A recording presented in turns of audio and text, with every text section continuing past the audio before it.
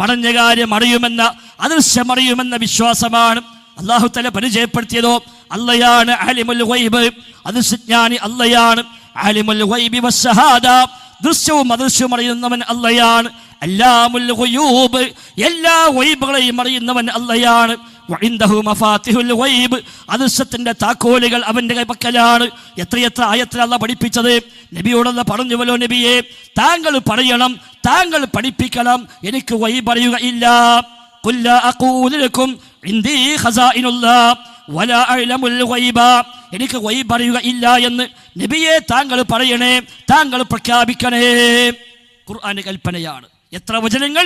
Love കുന്തു അഅലമുൽ ഗൈബ ലസ്തക്സർതു മിനൽ ഖൈർ, എനിക്കെങ്ങാനും ഗൈബ് അറിയുമായിരുന്നുവെങ്കിൽ, മറഞ്ഞ കാര്യം അറിയുമായിരുന്നുവെങ്കിൽ, അദൃശ്യം അറിയുമായിരുന്നുവെങ്കിൽ ഒരുപാട് സമ്പത്തുക്കൾ എനിക്ക് വാരിക്കൂട്ടാമായിരുന്നു, സമ്പാദിക്കാമായിരുന്നു. പക്ഷേ നബി തങ്ങൾക്ക് അങ്ങനെയൊന്നും സാധിച്ചില്ല. കാരണം മറഞ്ഞ കാര്യം അറിഞ്ഞിട്ടില്ല. അമ്പിയാക്കൾക്ക് മറഞ്ഞ കാര്യം അറിയില്ല, ഔലിയാഇന് മറഞ്ഞ കാര്യം അറിയില്ല, ജിന്നുകൾക്ക് മറഞ്ഞ കാര്യം അറിയില്ല, മലക്കുകൾക്ക് മറഞ്ഞ കാര്യം അറിയില്ല, ഒരു മനുഷ്യനും മറഞ്ഞ കാര്യം അറിയില്ല. ആലിമുൽ ഗൈബ് അല്ലാഹയാണ്. ഗൈബ് അറിയുന്നവൻ, അദൃശ്യജ്ഞാനമുള്ളവൻ അല്ലാഹു തആലയാണ്. എന്നാൽ ഇവിടെ ബീവിക്ക് ഗൈബ് അറിയും, ബാബക്ക് ഗൈബ് അറിയും, അമ്മക്ക് ഗൈബ് അറിയും, ഉമ്മക്ക് ഗൈബ് അറിയും, ദേവന് ഗൈബ് അറിയും, ദേവിക്ക് ഗൈബ് അറിയും, ദർഗയിൽ പോയ ഗൈബ് അറിയും, ദുർഗയിൽ ചെന്ന ഗൈബ് അറിയും.